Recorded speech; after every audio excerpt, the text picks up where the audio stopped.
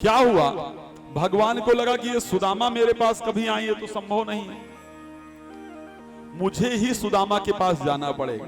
सुदामा जी तो चले गए सुबह सुबह अपने पूजा पाठ के लिए। भगवान एक साधु का भेष रख करके उनके पास पहुंचे, उनके घर पे पहुंचे। घर पहुंचे तो देखा पत्नी घर पे, तो खटखटाया, बोले बाबा आए हैं, कुछ दो, खाने को दो।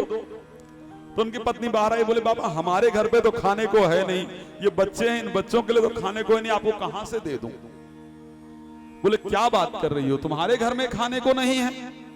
बोले नहीं बाबा, हमारे घर में खुद अभी पति देवता कुछ लाएंगे तो बनेगा, खाएंगे। तो बोले ऐसा कैसे हो सकता है,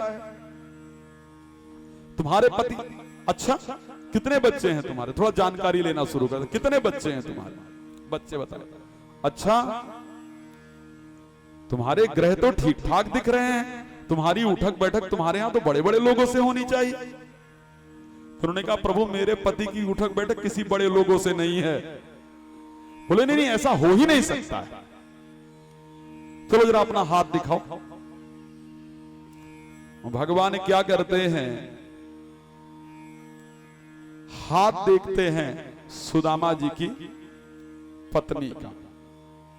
अब जब हस्तरेखा देखना प्रारंभ करते हैं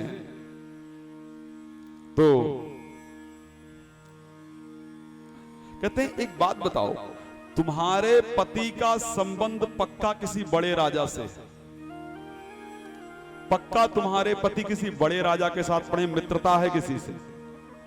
अब बताना चाहते हैं लेकिन बताएं डायरेक्ट कैसे।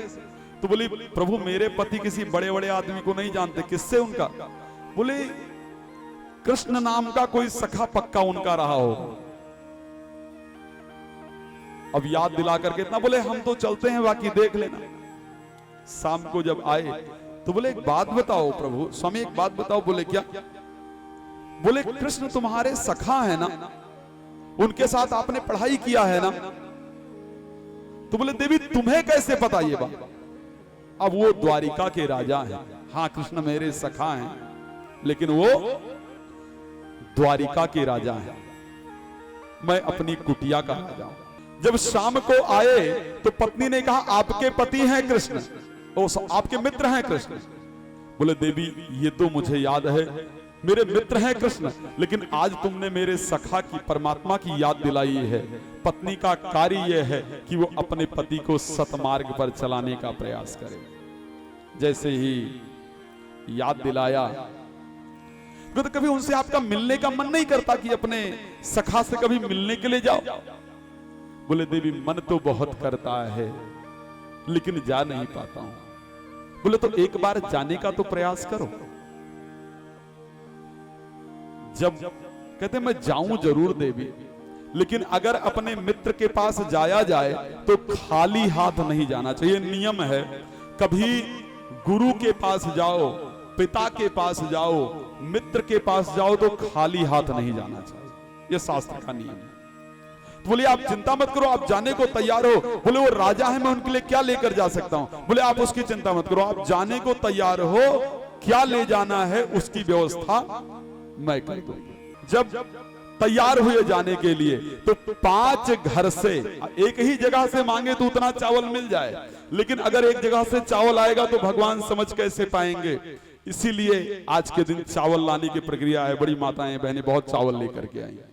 5 घर से चावल लेकर के आई, कोई चावल टूटा हुआ है, कोई छोटा है, कोई बड़ा है, इस प्रकार से 5 घर से चावल लाई। घर में वस्त्र, ऐसा वस्त्र है नहीं, एक वस्त्र को 5 जगह से लपेटा, फिर उस वस्त्र के अंदर चावल को अच्छी तरीके से बांधा और बोले जाओ अपने मित्र के यहां एक संदेश मेरा कह देना। बात कहने की कला देखो, बात कहने का तरीका होता है, आप बात को किस प्रकार कहते हैं वो एक तरीका होता है अपने शब्द को कहने का। किसी बड़े मुश्किल शब्द को, बड़े कट शब्द को बड़े प्रेम से कहा जा सकता है और उसी से फायदा है। बोले अगर जाओ तो एक शब्द जाकर के अपने मित्र से मेरा कह देना, और कोई संदेश मत कहना, कुछ मांगना नहीं। बोले मैं देवी कुछ मांगने नहीं जाऊंगा। बोले कुछ नहीं मांगना, एक संदेश कह देना। बोले क्या संदेश? बोले 1 मास 2 पक्ष में, 1 मास द्विपक्ष में, एक महीने में 2 पक्ष होते हैं, कृष्ण पक्ष और शुक्ल पक्ष। बोले एक मास द्विपक्ष में एक एकादशी होए। बोले हर पक्ष में एक एकादशी होती है, जिस दिन व्रत रहा जाता है, भूखा रहा जाता है। एक मास द्विपक्ष में एक एकादशी होए, सो करुणा कर प्रभुवर नित प्रतिदिन ही मोह।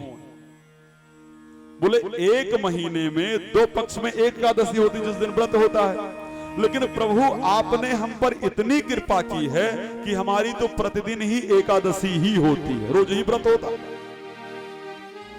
क्या सुंदर भाव के साथ अपने शब्दों को कह दिया। ये भी नहीं कहा कुछ मांगना, लेकिन क्या भाव के साथ जाकर के अपने शब्दों को कह दिया। सुशीला नाम है सुदामा जी की पत्नी का।